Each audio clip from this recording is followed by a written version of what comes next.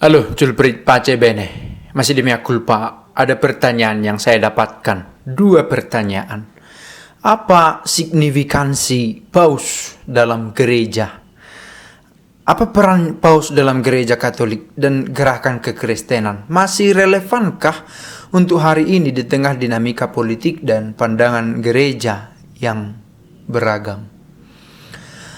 Ketika berbicara tentang paus, kita harus mengambil jarak antara paus sebagai pribadi, dalam dirinya dia seorang manusia biasa seperti kita, dan paus ex cathedra dari posisinya sebagai pemimpin gereja dan dalam kolegialitasnya dengan para uskup.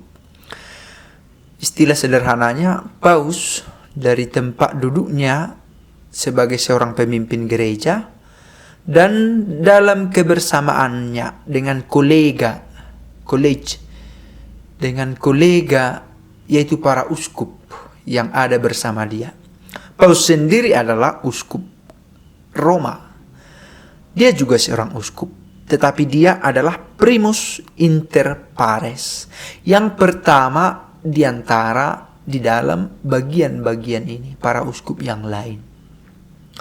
Nah, ketika kita berbicara tentang paus dalam gereja Katolik, kita harus mengaitkan posisi paus ex cathedra dari tempat duduknya, dari kuasanya sebagai seorang pemimpin gereja, dan dalam kesatuannya dalam kolegialitas para uskup.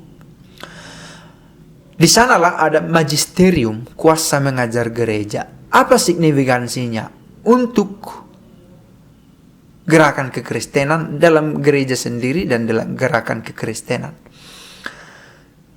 Paus menunjukkan secara real bahwa pernahlah Allah menjadi manusia dan tinggal di antara kita dan menginisiasi komunitas umat beriman. Dan ketika Yesus pergi, bangkit dari antara orang mati, naik ke surga, dan turun kembali kepada kita dalam rupa Roh Kudus, gereja tidak pernah benar-benar hilang.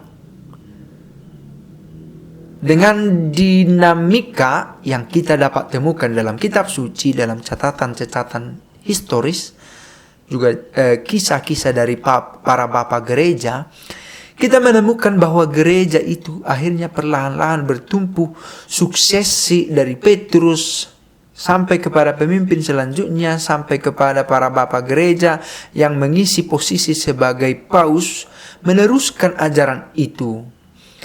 Gereja tetap diupayakan otentik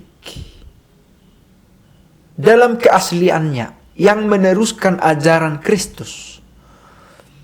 Dan ini menjadi penting karena sampai sekarang pun peran paus bersama dengan para uskup yang lain adalah sebagai penjaga ajaran iman, guardian ajaran iman.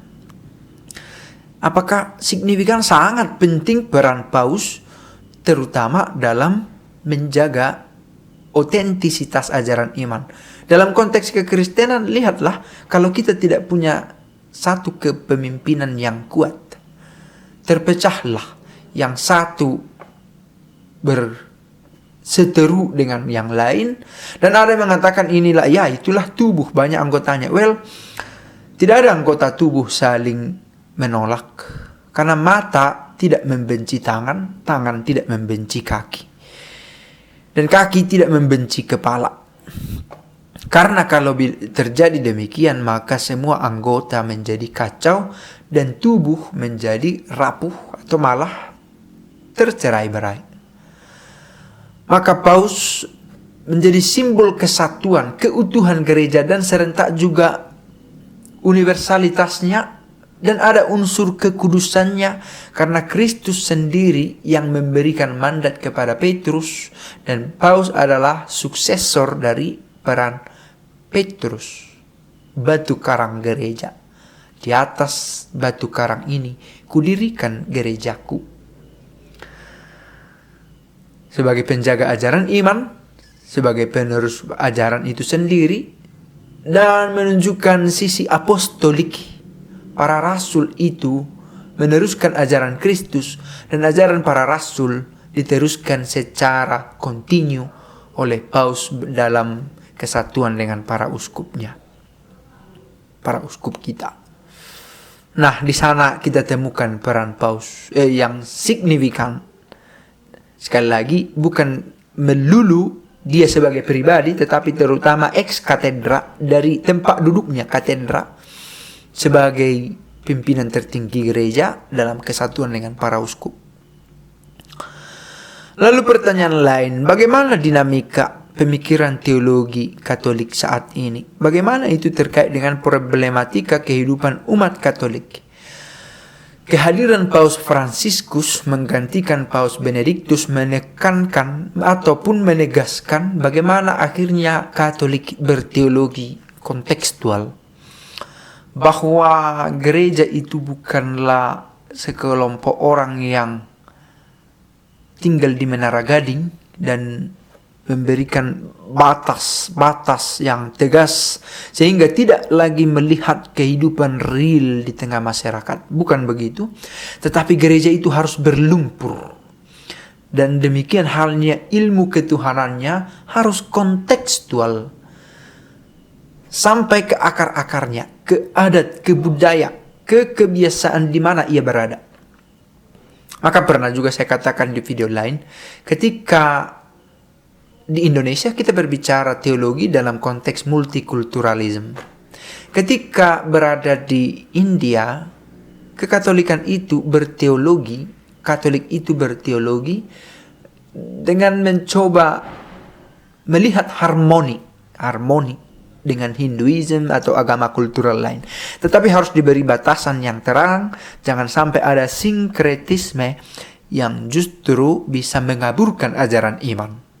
Nah, ketika berada di Amerika Latin misalnya dengan teologi pembebasannya, gereja hadir di sana. Maka bagaimana pendalaman gereja di Asia tidak dengan sendirinya sama dengan pendalaman gereja di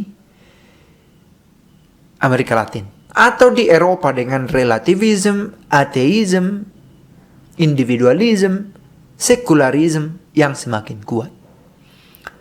Teologi itu harus kontekstual, tetapi serentak juga harus teguh dalam prinsip fortiter in re, suaviter in modo.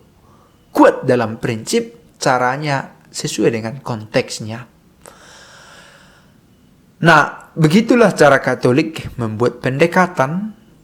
Maka teologinya tidak lagi soal yang dogmatis, bahwa teologi dalam dirinya selalu ada pengembangan. Ya, teologi adalah sebuah ilmu. Ilmu itu menuntut klarifikasi, falsifikasi, diuji, dikembangkan kemudian sampai semakin diperkaya waktu demi waktu.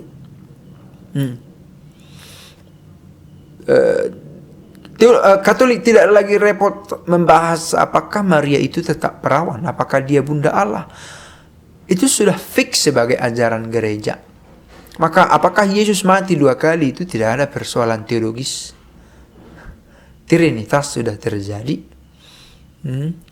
Maka teologi sistematik sudah disusun sedemikian rupa, bagaimana wahyu dan iman, bagaimana teologi penciptaan, bagaimana teologi Trinitas, bagaimana kristologi, pneumatologi, mariologi, soteriologi, eskatologi, eklesiologi, sakramentologi, dan lain-lain.